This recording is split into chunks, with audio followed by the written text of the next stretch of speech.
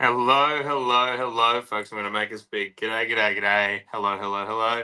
It is Seamus from the Whisky Club, and I am here joined by Dunville's very own, Ecklinville's very own, Jarlath Watson. How are you, mate?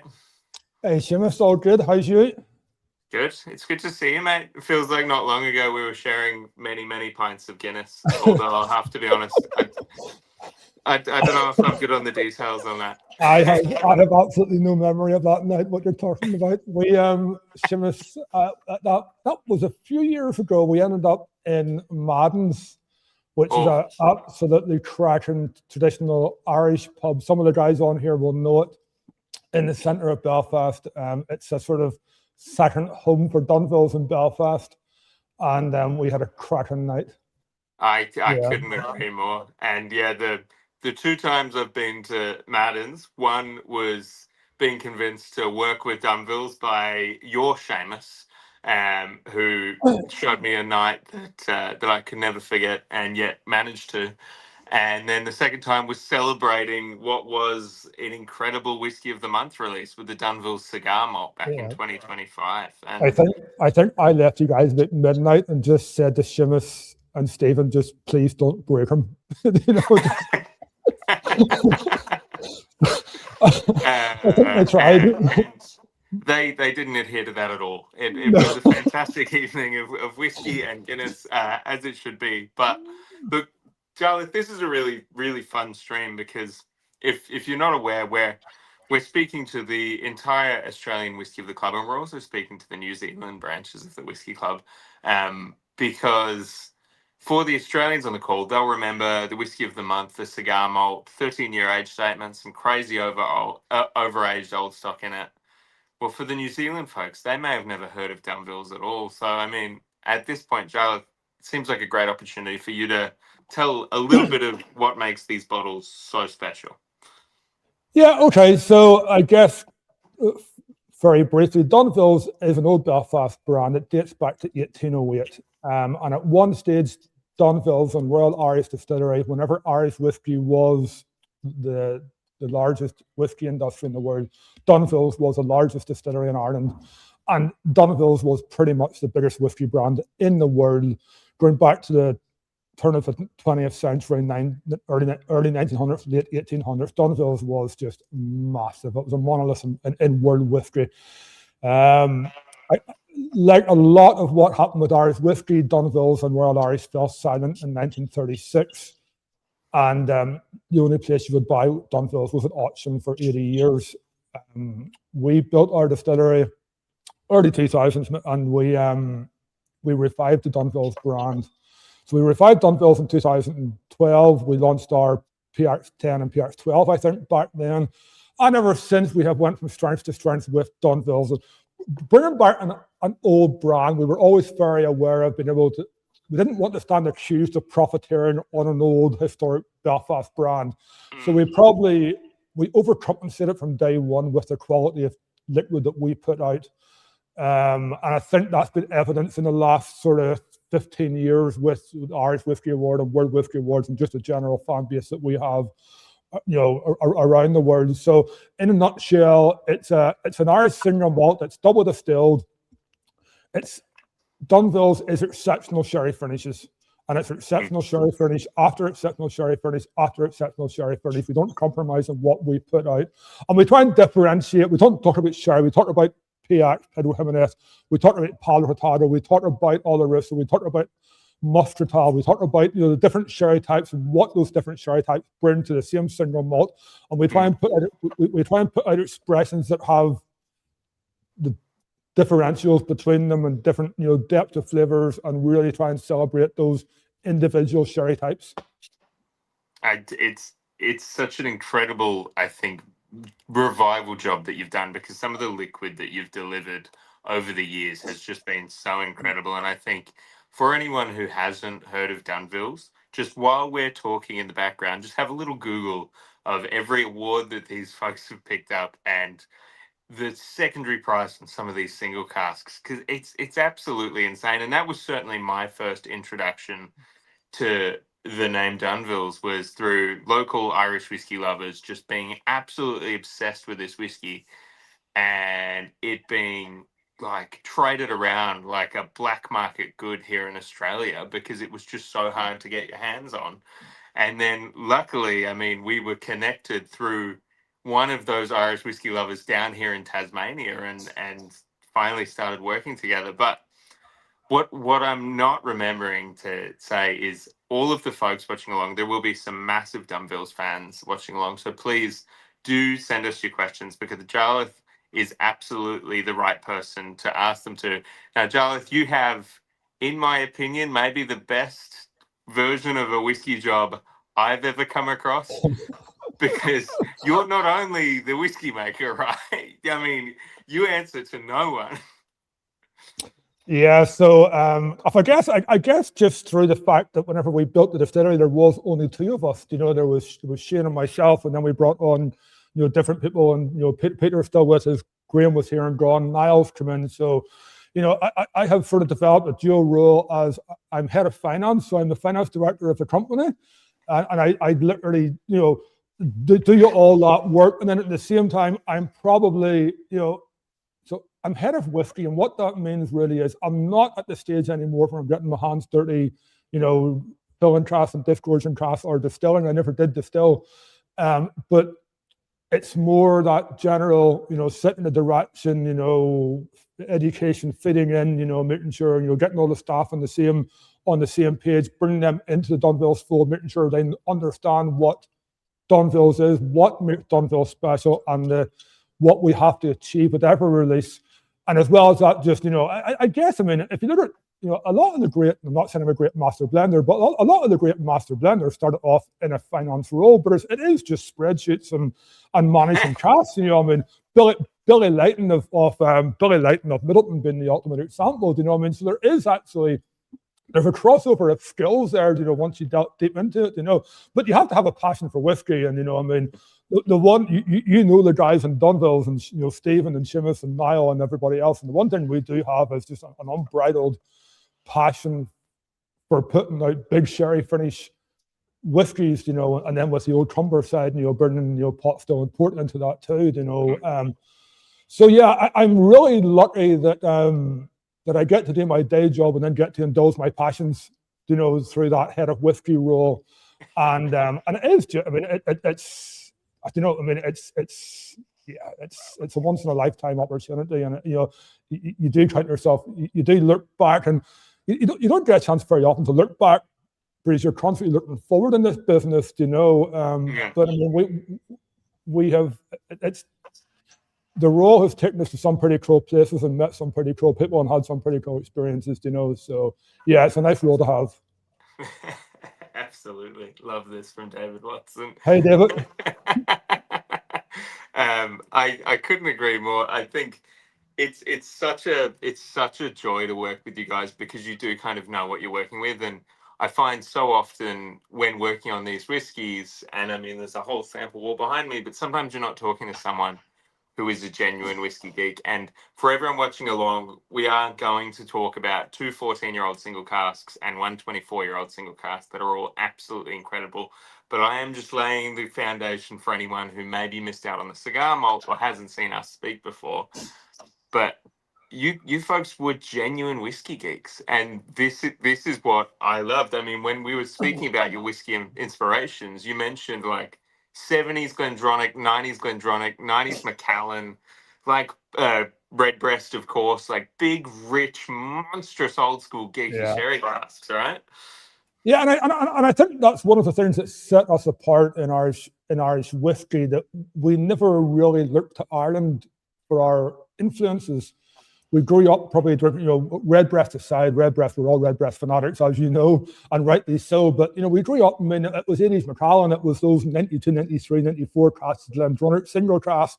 You know, it was older independent bottle and Glenfarclas's. It was that type of thing that just, you know, that, so whenever we decided on, you know, whenever we were setting the profile of what Dunville's became, that's what we were thinking of, all of those whiskies. We weren't thinking of anything really necessarily in the island of Ireland. And I think that helped to defined Dunville's as what it is today and how it sets it apart, maybe from a lot of the other stuff coming out of the island. Absolutely. I mean, it's just outstanding whiskey. I think you and I could talk about whiskey all night. I'm gonna drive us towards our first dram, and correct me if I'm wrong, but I reckon the starting point for us should be the 14-year-old PX cask. Yeah, sounds good. Now for everyone watching along, there are two answers here. Scotty is so ahead of me on the cutting and the chopping and the changing. I'm very impressed. But for everyone watching along, there are 3 single casks in question, and the two 14-year-olds are a little bit of a deconstruction of the cigar malts. We bottled one Pedro Jimenez cask and one Palicatado cask, having reviewed many, many, many casks. And I mean, Jarlath, it's a credit to you. Sometimes when you're reviewing cask samples, you're looking for a good one. In the case of these whiskies, we were looking for the best one, and it wasn't hard. There was some outstanding whiskies. This 14-year-old PX, tell us a little bit about it. Yeah, I mean, you're talking. I mean, these are 3 big whiskies. I mean, even for Dunville's, these are 3 big whiskies. You know, the ABV is on the higher side of what we put out at 58% for the two 13-year-olds. They have been. I'm pretty sure that they were first and second fill bourbons up until 8 years old. They then went into a fresh hit of first fill bourbon for about a year. We do that with all our casks before we put them into the sherry cask, because what it does is it reinforces that fruit element, it reinforces that juiciness. The sherry cask can be drying, so if we put them in a first fill bourbon for a year, it just keeps the sherry juicy. It doesn't dry out too much. And then the PR, I think this PR went into the Pedro Jimenez craft, a first fill horse head, so a smaller 225 litre cask, and it would have been into that cask in about June 2020, and it came out in November 25. So it is 5 months in that Pedro Jimenez cask. So I mean, there's going to be a lot. First fill Pedro Jimenez horse head for 5 years, going to be a lot of that Pedro Jimenez influence. So it really is driven more by that craft than the malt. The malt comes through, but the craft is where the influence is. So Pedro Jimenez, you're talking. So Pedro Jimenez, a bit like Oloroso, it's your figs, your dates, your raisins, your sultanas, all of those things. Your maybe hazelnuts, but it's all stewed down in molasses. You know, it's all stewed down in this dark, jammy, sugary molasses. So you get fig jam, date jam, raisin jam, and all the notes become very jammy. You also have a bit more wood spice in the Pedro Jimenez than comes through in a similar aged Oloroso. So everything is just intensified. And for us then, it's about keeping the whole thing. It's about having all those big flavors, having the balance of the big flavors, the spice, but keeping it juicy, keeping it not too dry. You want a drying, but not a drying out, if you know what I mean. Yeah. And for us, it's just finding the balance of all those things in a whiskey that we think is ready to go out. I mean, and this one just has, they just jump out of the glass. So 5 years from that Pedro Jimenez sherry cask, all the flavors just jump out at you. Bottled at 58%. It is a whiskey to be respected. You know, I mean, it's not you're going to be sipping this one, but it just has this lovely wood structure to the whiskey that then those more fruity flavors just dance around that wood structure. If that makes sense to me, and that's what we try and get. We try and get this backbone of wood and spice and ABV that gives the whiskey backbone and structure, and then have enough flavor in there to get those figs and dates and raisins and orange peel and candy and cocoa nuts all just dancing around and creating flavor, but just around that structure. It's a structure that holds a whiskey it's a structure that carries all those flavors through to the finish and gives that lovely finish, you know. So it's really just getting that balance, and certain casks they're all different and have that balance at different points, but this is definitely version towards the more structured, but it does have a lot of flavor dancing around there. It's incredible you mentioned structure, and I think Dunville does something that I've very rarely experienced in single malt, and especially in single cask single malt, where you get this really intricate lift kind of halfway through the drinking experience. And I'm guessing that's the first fill bourbon for 1 year kind of approach that you're doing, but it just jumps, and it seems to be on every Dunvilles I ever have. Seamus, you're almost torn sometimes as to whether to give that we nip it away or not, you know, as to whether to actually say that we do that. But if to me it is, you know, if there is a identity to Dunville's, there's this candied orange grace note. There's a sort of dark chocolate cocoa note, and then there's that lovely structure and how it stays. There's a lot of wood and a lot of spice, but it doesn't become too dry. It never overpowers the whiskey. And to me, that 1 year is what gets it to that point where you can have this massive presence of wood and spice without it taking over and overpowering. So it is a vital part of what we do and has become really part of the identity. Yeah, definitely. It's not surprising that it's working so well. And for the sherry geeks in the audience, I do have to ask, tell us about the Pedro Jimenez sourcing. Are you pulling from any special bodegas? Are you getting any specific cask treatment to have them coming along like this?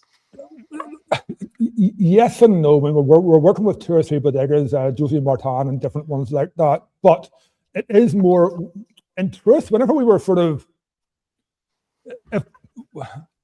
I still think of us as beginners. You know, I mean, to me, my theme song is still David Bowie, Absolute Beginners. We've been in this job for 20 years, and I still feel like a beginner. But that's the whiskey industry. You know, I mean, if your granny's not buried at the distillery, you're not.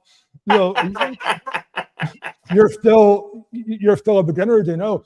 So whenever we began, we formed good relationships with 1 or 2 cooperages and agents.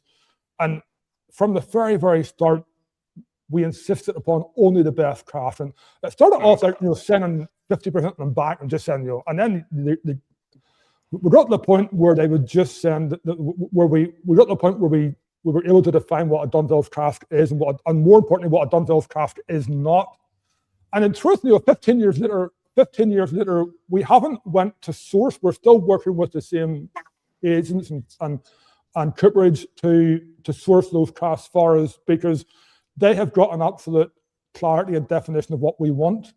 And in truth, it's still working for us. So at times we have looked at maybe going more direct, and we've thought, you know what, the proof's in the glass. You know, I mean, it is working, and, you know, yeah. It's not surprising, and the quality is so unbelievably high. I mean, the single casks, I mean, these all yielded roughly 300 bottles. So Unfortunately for everyone watching, there's not enough to go around, but you can see a lot of the same traits in that cigar malt that you delivered last year. What's awesome about these single casks is it's just showing that same DNA, but dialed all the way up. And while I think you guys do Pedro Jimenez casks incredibly, I would say you're in the top 1% of any Pedro Jimenez cask maturation. What is awesome to see is your use of Palicatado. And I am doing this as a long-winded segue because I would love us to now jump to that 14-year-old single cask Palicatado. And I mean, this is such an underutilized style of sherry cask. I'm guessing a lot of the folks watching along may not even be familiar with Palicatado. So can you start us there with that kind of educational spot? Yeah, I mean, so I guess, first of all, I mean, we were the first guys in Ireland to use PX craft commercially in 2010, 11, 12. And we were, yeah. I mean, nobody else had done a commercial release of a Pedro Jimenez Bernice whiskey in Ireland. Wow. We were also the first guys in Ireland to do a Palo Hurtado craft release. Nobody else was using Palo Hurtado craft commercially. They are now. So Palo Hurtado, keep it short, it's a really rare hybrid form of sherry. For every 600 bottles of sherry released, 1 bottle is a Palo Hurtado. So I mean, it's a very rare sherry. It starts off as a very dry sherry. It starts off being made as a fino, so it's completely without oxygen. There's a flour yeast crust in the cask as it's fortifying, and that's how a fino, a dry sherry, is made. at some point during the process, that floor will break and sink down through the sherry, and then it gets exposed to oxygen, and then the fortification happens aerobically from then on. So whereas all the rissos and PXs and all those darker sherries fortify with oxygen, the really more crisp, more acidic sherries, your finos and amontillados, fortify without oxygen. And Palo Hurtado is a hybrid of both. It starts off as a fino, the crust, act of God or whatever, the crust, the floor breaks, sinks down through the sherry, has this malolactic thing going on, which is where those lactic notes come into the Palo Hurtado that are so amazing if handled well. And they're a very rare craft. Like one craft in every 600 coming out of Spain is a Palo Hurtado. So they're very rare. They are a bit harder to work with. They were not, I wouldn't say they're mainstream yet, but they're becoming more mainstream. There's certainly more awareness of them than there was 5 years ago. They're a wonderful craft. If they work, they're a wonderful craft. We have had, there's a bit of recrafting needed from time to time, but if they work, they are amazing. They bring in this sharper, more acidic note that you can if you balance that with the sweetness of the malt and indeed the sweetness of the sherry, you just get this yin-yang, just amazing flavor profile, and you get a lot more width of flavor in a Palo Hurtado than you do in Pedro Jimenez. I think Pedro Jimenez is amazing, but it does 3 or 4 things very well. It does figs, dates, molasses, orange peel very well. Palo Hurtado brings in all these whiter fruits. It brings in these apricots, and it brings in these whiter fruits. It brings in almonds. It brings in walnut. It brings in different, just whiter, cleaner, sharper flavors. And then the challenge is to try and integrate those into the whiskey and to try and balance these. And it's almost like sweet and sour type idea, balancing this sweet and sour type idea to make something that works as a whole. And in the Palo Hurtado, you're trying to bring those lighter, maybe more acidic, maybe more lactic notes in and really up the sweetness and get that balance right. And if you get that balance right, then the breadth of flavor in these things is just ridiculous.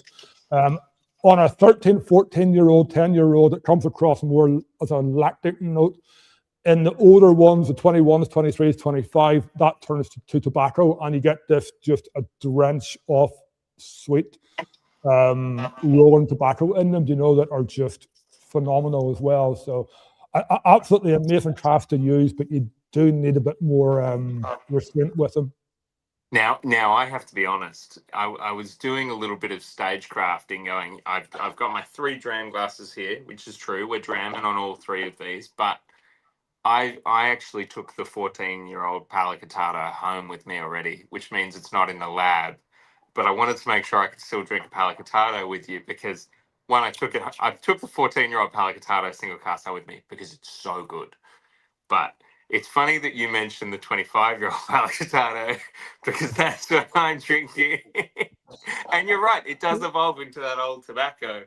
But it seems like a cask type that really rewards the breadth of the spirit. Like Dunville's malt spirit is so oily and so chewy. Yeah. I feel like with a lighter spirit, this could be acidic and bitter and kind of minerally, but it's not that. It's none of those things. It's rich and juicy fruits.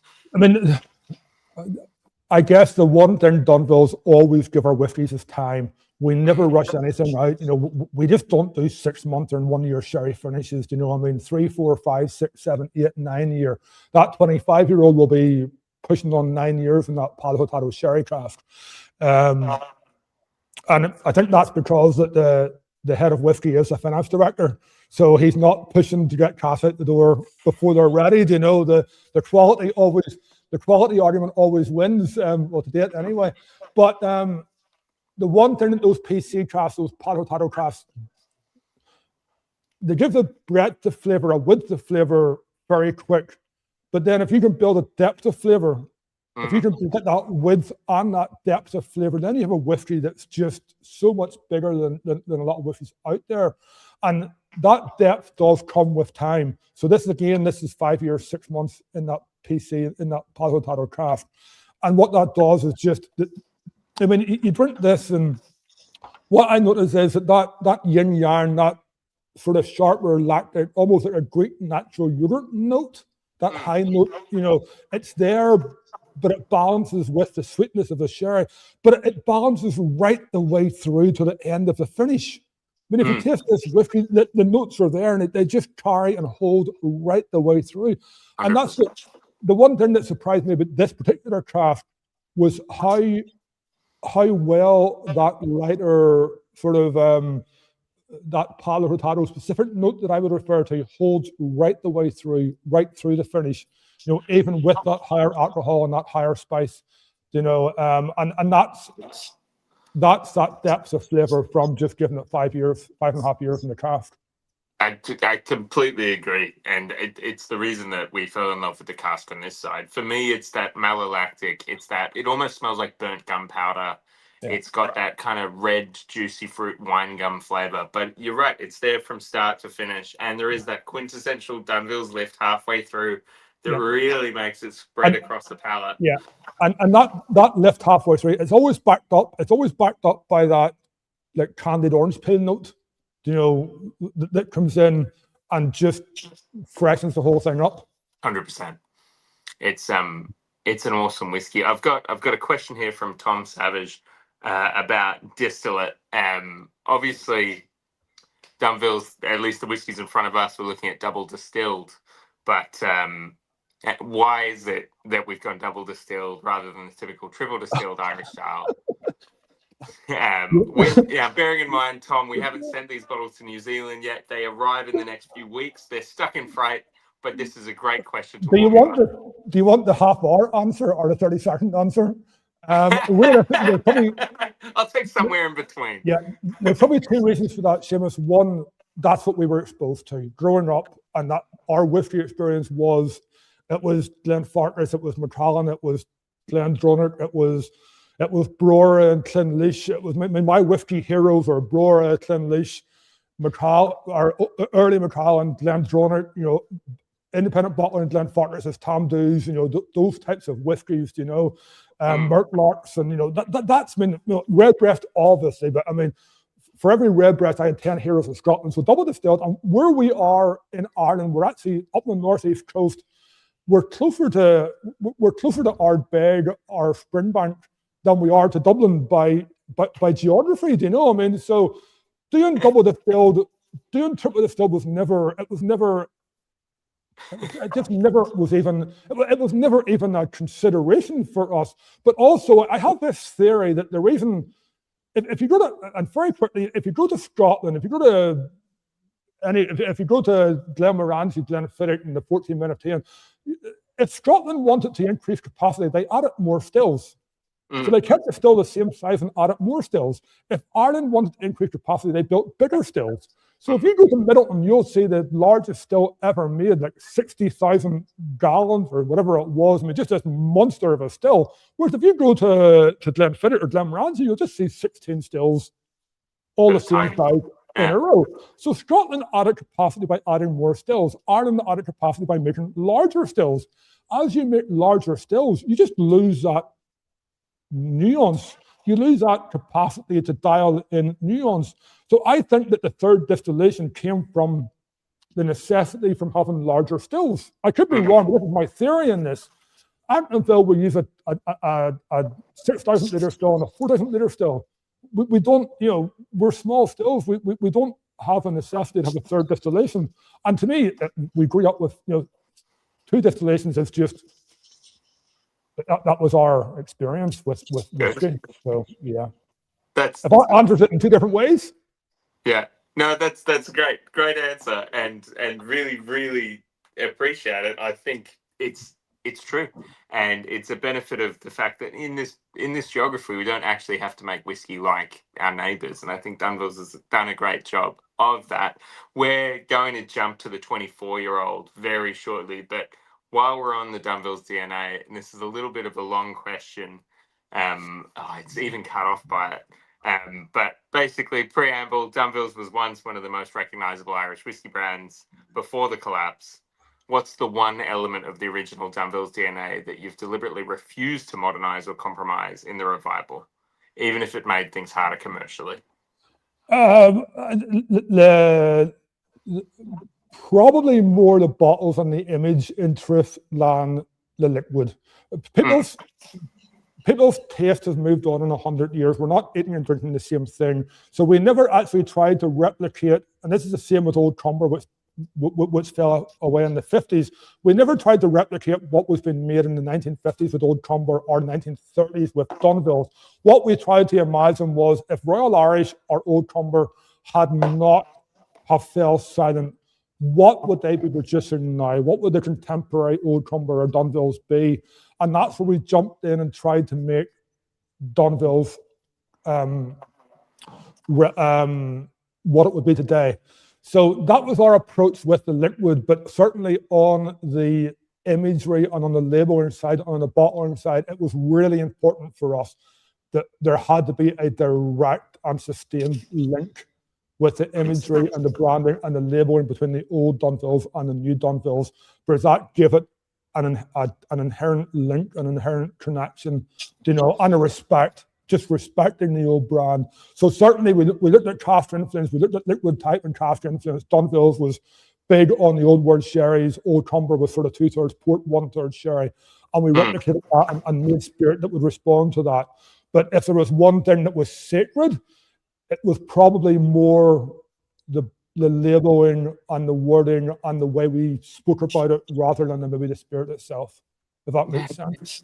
Absolutely, it makes sense. Yeah, I mean, there's such heritage in the brand, and I challenge everyone who's just finding out about Dunvilles for the first time right now to look around your very, very old pubs around New Zealand, around Australia, because you will start to notice Dunville's mirrors, Dunville's pub accoutrement everywhere. It's incredible, the reach of it. And we had an Irish whiskey cruise around the Caribbean in November that I was very lucky to be on with Anthony and Irish Whiskey Auctions and the different guys. And I brought a bottle of 1930s Old Crown, so a bottle of, or 3 Crowns, a bottle that was distilled in 1920s, 1930s. And I bought a bottle of modern Dunville's 3 Crowns that was distilled 100 years later.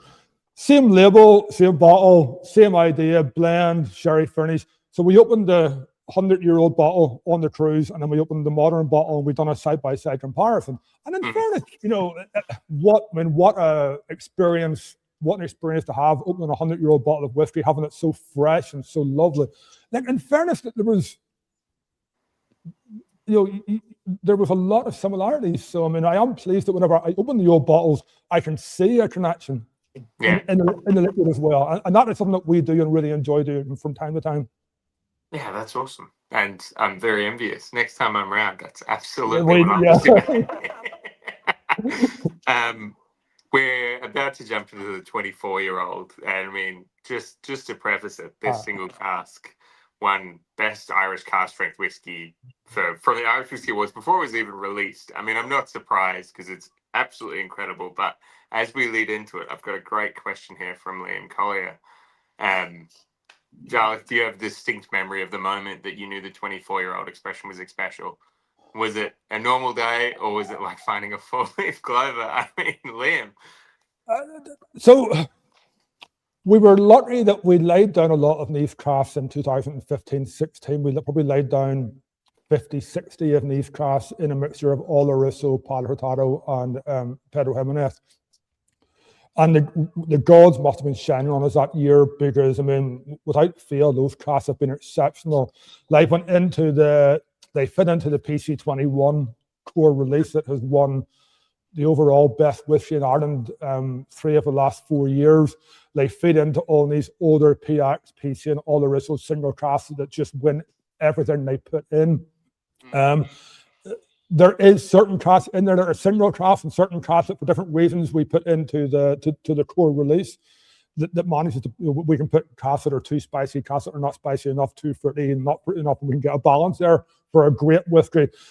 Whenever you take, I mean, you've been in the warehouse, Seamus, you know that location we're talking about, and you've cracked the cask, and even in that cold dank warehouse, where the spirit can be sitting at 7-8 degrees, it's just immediately obvious from the texture of the whiskey, from that molassesy mouthfeel, etc. That when the casks are amazing, and we have had that experience time and time again. We go to those casks and we just aren't, holy, that cask is just phenomenal.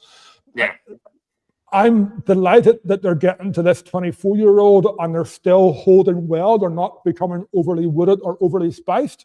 And probably more to me now, I'm finding them now, where they're still fresh and they're still juicy is my reward. For this one here, for 24 years old, the juiciness in it is just ridiculous. The amount of fruit in there. Yes, it has.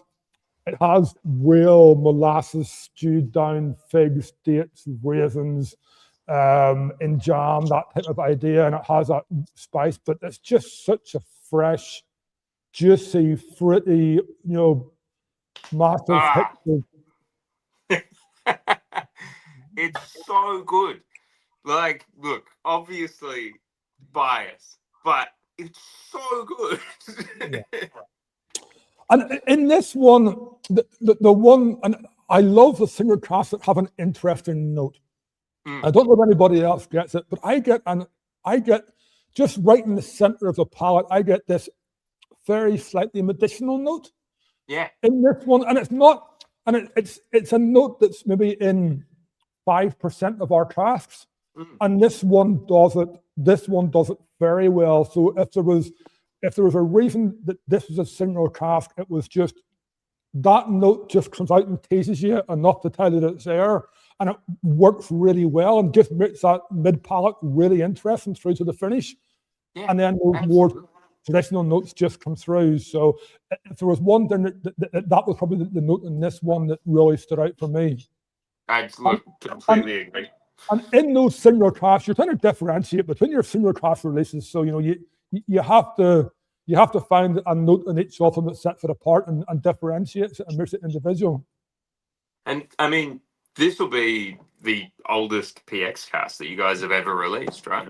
Yeah, that would be. That's absolutely incredible. I mean, we definitely didn't realize that when we fell in love with the cask. We only realized later, but for me, it's that like saltiness on dark chocolate that you get that just cracks right through the middle and then lingers through to the back. Yeah, and that's and I think that I mean, so we're on a small peninsula where the peninsula will be 2.5 miles, 4 kilometers wide.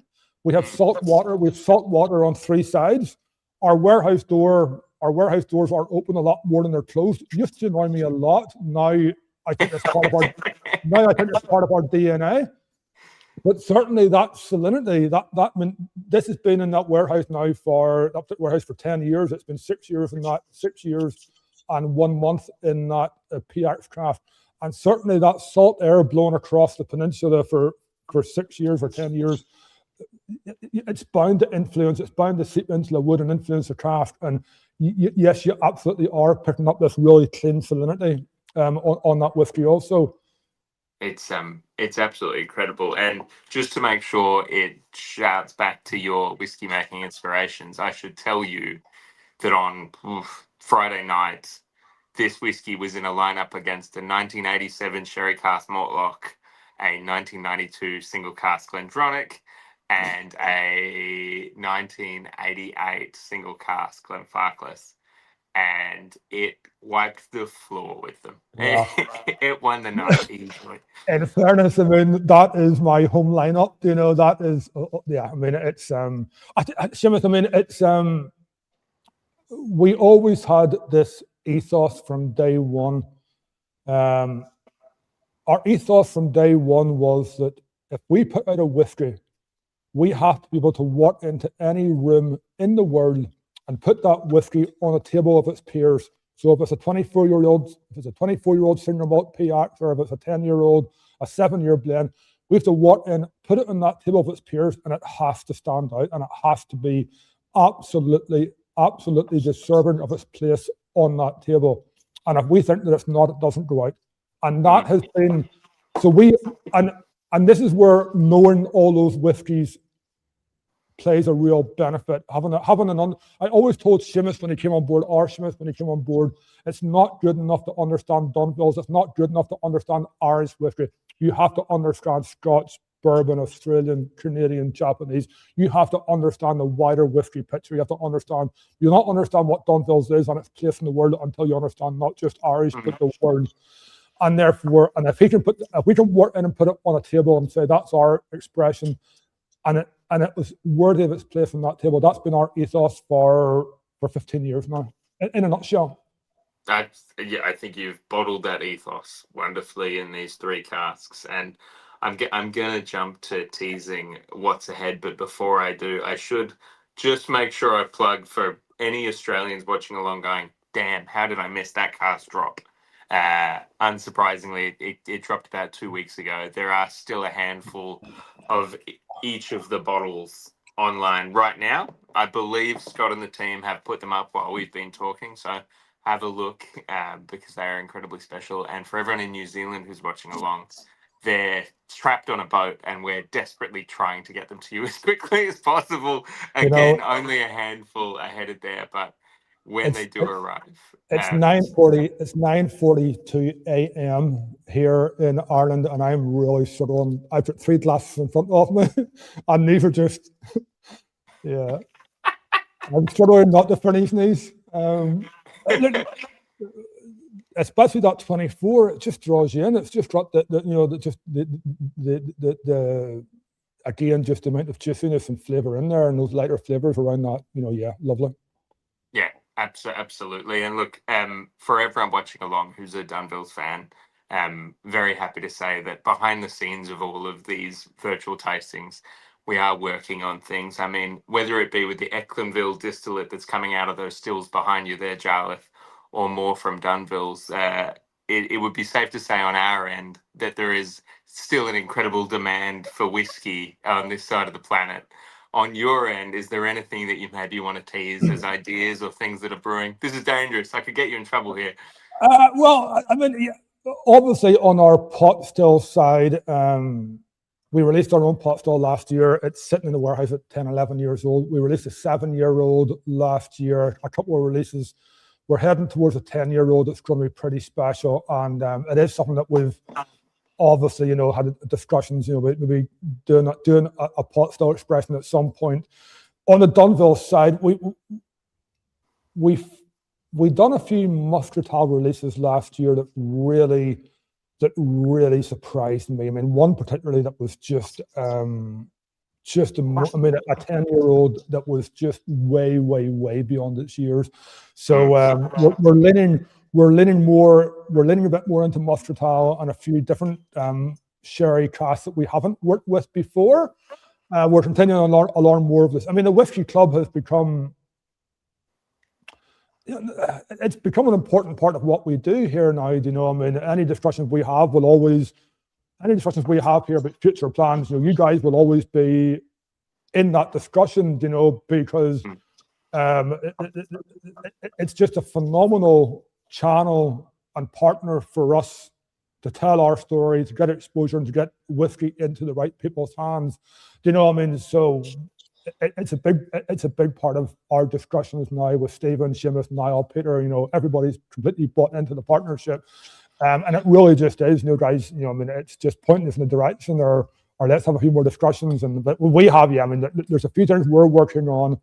The 1808 Cask and Bond series is doing well for us. That's a sort of a 5-year, 6-year blend that we do, partnership with different bars and that. And yeah, I mean, there's a few interesting things going on, but certainly a lot of our energy now is just on Ecklandville malt. We'll have a 10-year-old single malt from Ecklandville expression next year, and a 10-year-old pot still expression probably next year. And it really is, what we've released to date have been good whiskies, but certainly that more work in progress and finished articles, whereas a 10-year-old is going to be, it's going to be a statement. So it's some of the whiskey that I'm most excited to see coming together and coming to life. It's pot still, but it's different. It harks back to Johnny. I don't know where, if Johnny Halton hasn't shared this with you, Seamus, I give Johnny Halton a bottle of the very first Redbreast 15 release was a 15-year-old release that went to the Maison de Whisky. I have drank very, this with Johnny. it's a very different whiskey from what Redbreast 15 is now, and quite possibly it's dirty, oily, workshop floor. It's almost like boron notes. It's just really hard to explain how nice it is without using sort of bad adjectives, you know? Yeah. But the whiskey is just a stunning, and probably possibly my favorite Irish whiskey ever released.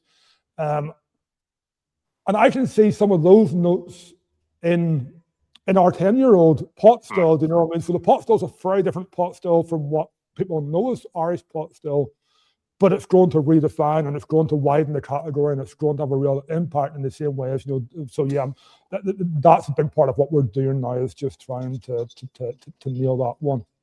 It's very exciting. It's very exciting. And look, I'm thrilled so to hear you saying that 15-year-old and making the whiskey was a nice one, yeah. The only extra things to tag from our end are to say, yeah, you can expect to see more Dunvilles, more at Glenville. It's, of course, we see it as a club brand that we want to grow with you, but we wouldn't know the folks like Jarlath and Stephen and everyone we've talking about without one of the Whisky Club members, Johnny Holton, kind of telling us about this incredible distillery. And I think that's what's so exciting for us, as well as we're a club, we're a membership, and everyone's a member. So everyone watching along, if you've fallen in love with the distillery and we haven't worked with it yet, or we don't work with it enough, I mean, just like Johnny did, please do put it in front of us, because we're always very happy to see it.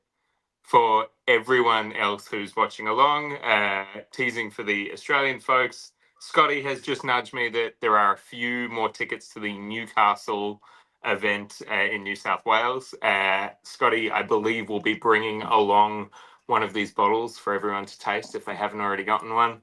So a wonderful way to tease tickets there from Scotty. And from everyone else watching along, I think we always want to say thank you and a little bit of a cheers. So to Tim Masters, you've had some absolutely cracking questions and comments firing through. So the next Whiskey of the Month is on us, just to say cheers. But Jarlath, I got to end this by saying thank you for joining us. 9 a.m. You're going to have a slow start to your workday, I'm sure, after a few drams, right? I'm going for a big breakfast here. Yeah. Not surprised at all. Yeah. Well, here, guys, Seamus, thank you very much for the continued support with the club, and anybody that bought the bottles, thank you very much. I hope you enjoy them, and if you ever get across this side, you're obviously very welcome to come down to see the place and have a chat. So yeah, and Seamus, you're welcome back anytime, obviously. Oh mate, I'm bringing a tent next time. You won't get rid of me. Thank you very much, and members, everyone watching along, a massive glass raise to you as well. Cheers to you all. Thanks, guys.